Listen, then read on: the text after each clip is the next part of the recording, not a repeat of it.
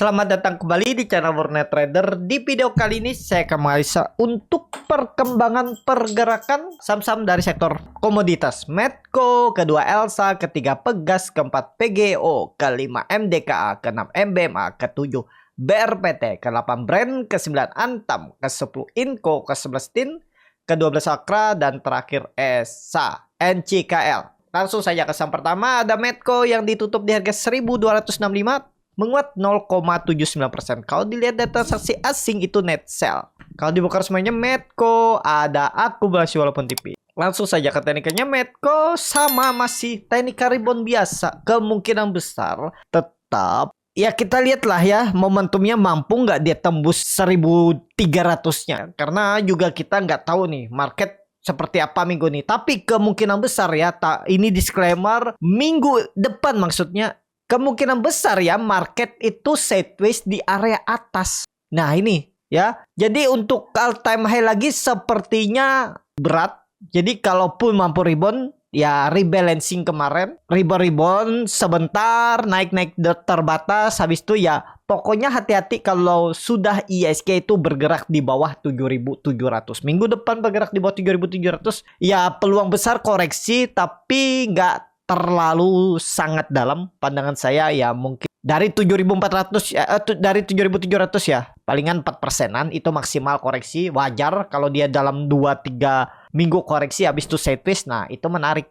Jadi siap kumpulin barang. Bagi yang rugi besar lagi di atas ya kesempatan press down atau ya yang siap amunisi ya untuk balikin rugi besar tuh tunggu ISK koreksi dulu baru entry ya mungkin di 7.500 atau 7.400. Dan seperti itu juga untuk Medco. Kalau pandangan saya masih sama ya, ini disclaimer, cara weekly juga dia rebound minggu ini dengan volume kecil, nggak sampai setengah saat dia turun. Walaupun dia turun itu ada buying power terus menjaga harga 1.200 ya.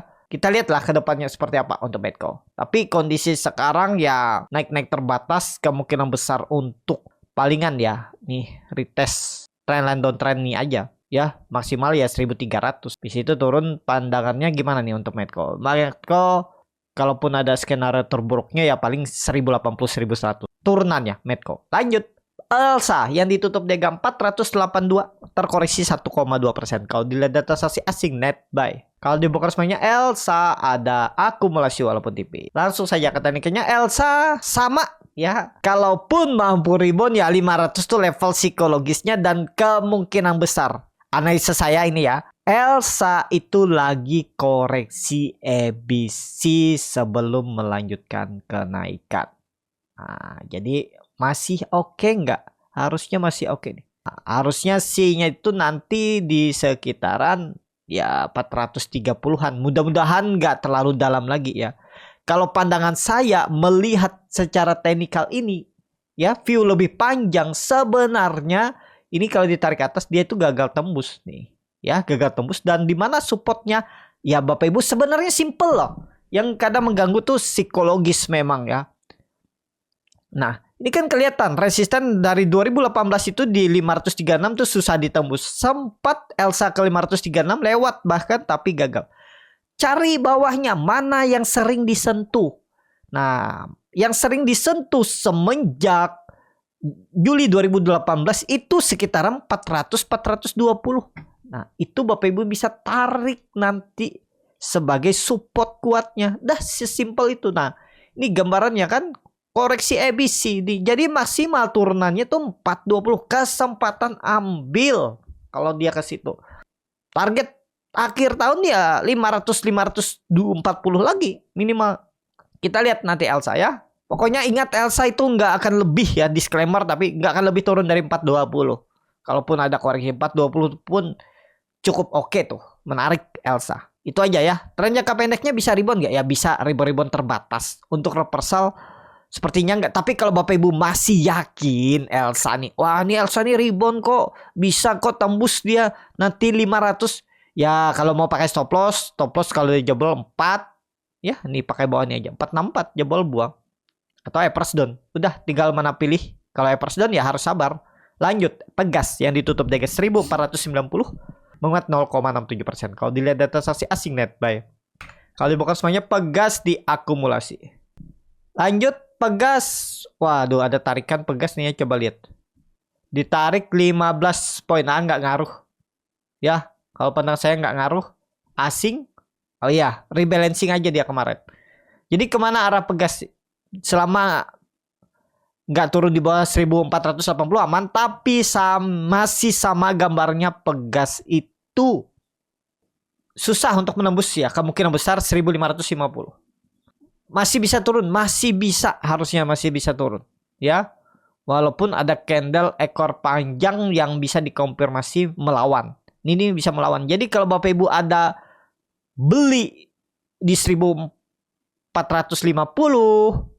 ya kalau dia jebol lagi 1475 TP dulu. Itu aja. Target saya turun tuh 1300-an. Ya, masih bisa turun mungkin 10% lah. Kalau ISG ada koreksi nanti tetap balik ke arah nih, Pegas tetap ke bawah. Kondisi sekarang cuan bungkus saja bagi Bapak Ibu yang minat beli Pegas.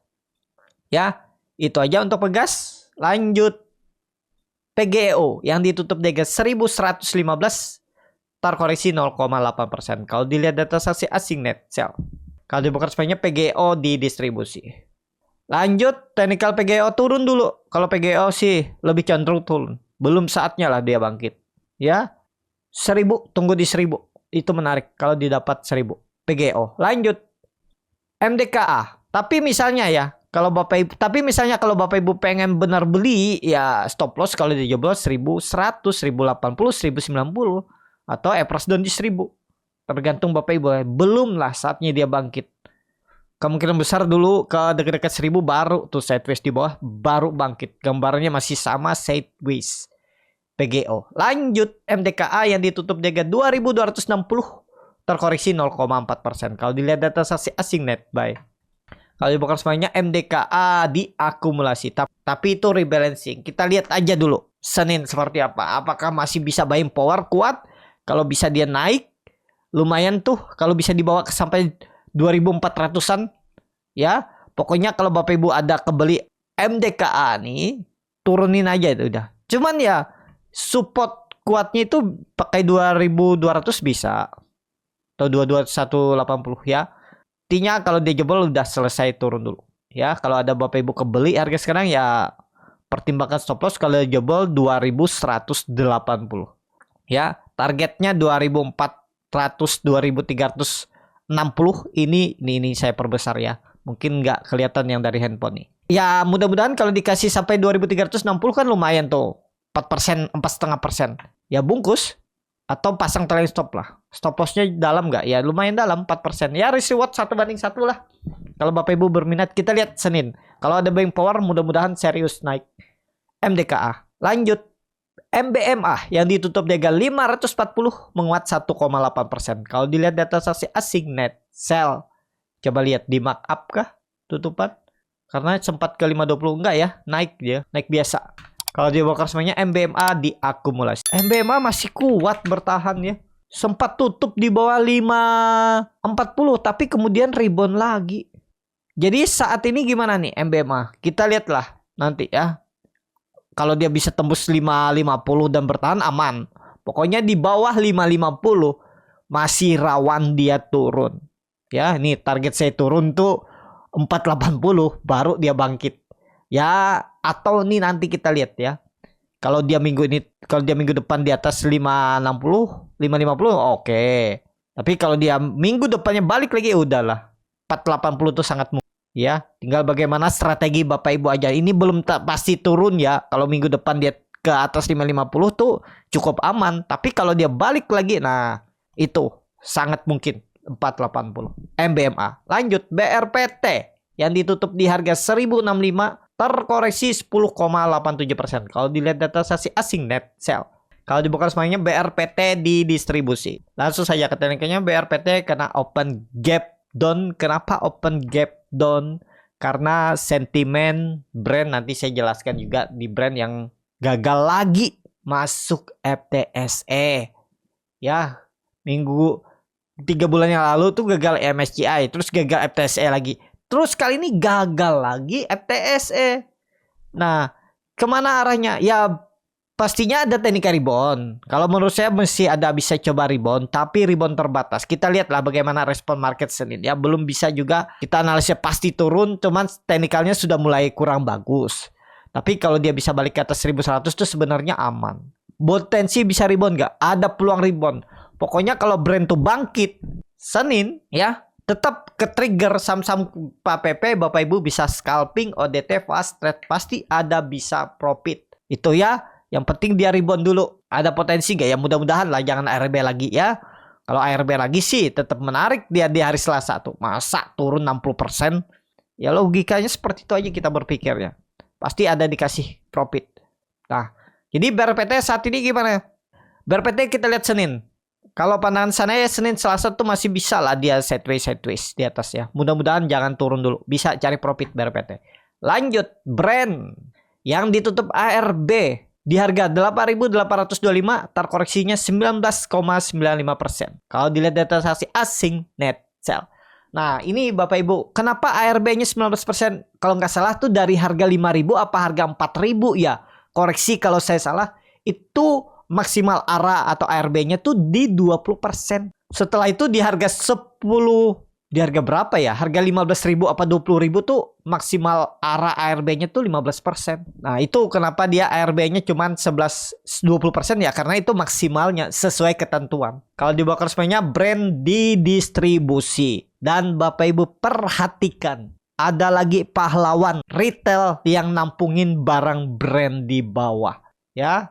Di ARB itu lihat, Bapak Ibu perhatikan yang belinya tuh retail semua. XL, YP, XC, NI, SK, PD, CC, HP, KI, AJET, KK, OD. Itu kebanyakan broker-broker retail ya. Bahkan cuma 1-2 mungkin broker asing nih. HP apa nih? Koreksi. Kalau Bapak Ibu tahu ya. Ini semua broker retail nih. Tokbit, Mirai, XC ini Ajaib, NI, BNI, SK BCA, PD Indo Premier, CC Mandiri Sekuritas, Ajet Sukor, KK Philip, OD ini kalau nggak salah, BRI Sekuritas ya. Koreksi kalau salah. Dan yang jual rata-rata tuh broker asing. JP, TP, MG. MG ini memang ada retail juga, tapi ya sedikit ya. Jadi asing yang jual JP. Jadi brand ini kenapa? Nah, brand ini kemarin pagi itu sebelum open market di jam 8.48 itu rilis di Stockbit. Bagi Bapak Ibu yang mau join Stockbit biar dapat info-info. Nah, ini ya, channel Stockbit tuh update. Nih juga harga CPO ada. Jadi kalau tertarik bisa join di Stockbit kalau mau trading setiap hari dengan free, nggak berbayar ya, cuman modal saldo. Untuk Bapak Ibu trading setiap hari minimal saldo 10 juta, Bapak Ibu bisa memasukkan kode R41778. R-nya Airbus. Itu Bapak Ibu akan update setiap hari di grup saya untuk saham-saham pilihan, update-update terbaru, dan strategi untuk cara beli saham dan bagaimana antisipasinya. Bapak Ibu bisa join secara gratis ya. Jadi seperti itu. Kalau Bapak Ibu punya akun sekuritas lain, bisa join di grup Swing Trader, Borneo Trader. Nah, ini beritanya kemarin itu sebelum rebalancing di sore hari, FTSE mengeluarkan kembali ya, setelah kemarin dikeluarkan lagi. Ini dikeluarkan setelah 3 bulan yang lalu gagal masuk karena masuk FCA. Kali ini FTSE menolak lagi atau mengeluarkan kembali yang awalnya sudah pasti masuk ya, tanggal 9 September itu sudah dirilis pasti masuk. Tapi ya ada terbaru mungkin setelah dicek, dilihat, itu ada 4 pemegang saham yang mengendalikan 97% dari total saham yang diterbitkan.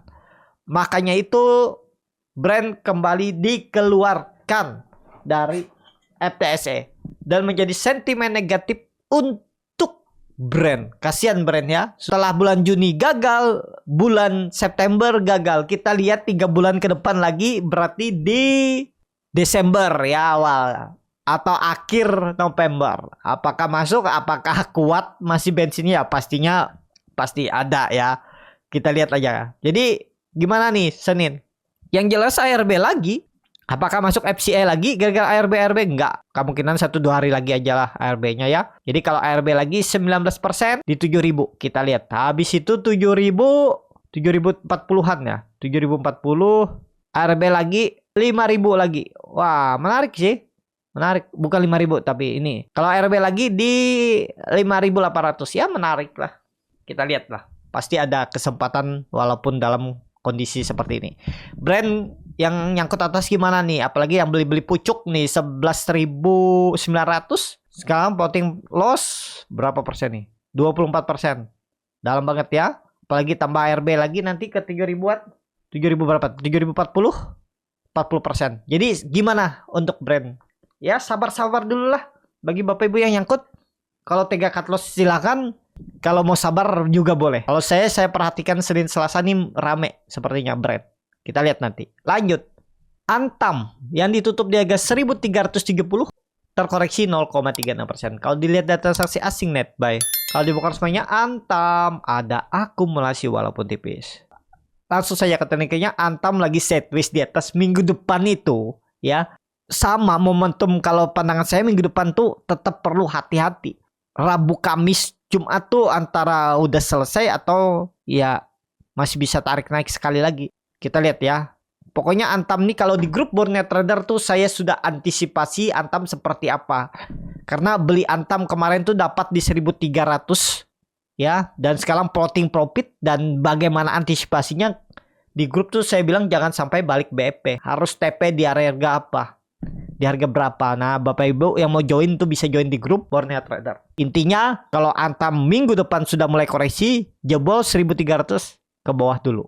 Ya ke bawah dulu. Kita lihat minggu depan apakah ditarik naik dulu baru koreksi. Kalau dia ditarik naik dulu kemungkinan koreksinya nggak sampai bawah lagi, nggak sampai 1.200. Kalau dia ditarik minggu depan ke area 1.450 atau 1.500 maksimal koreksi nanti ISG koreksi itu ya 10-13%, berarti di sekitaran 1.300-an atau 1.280.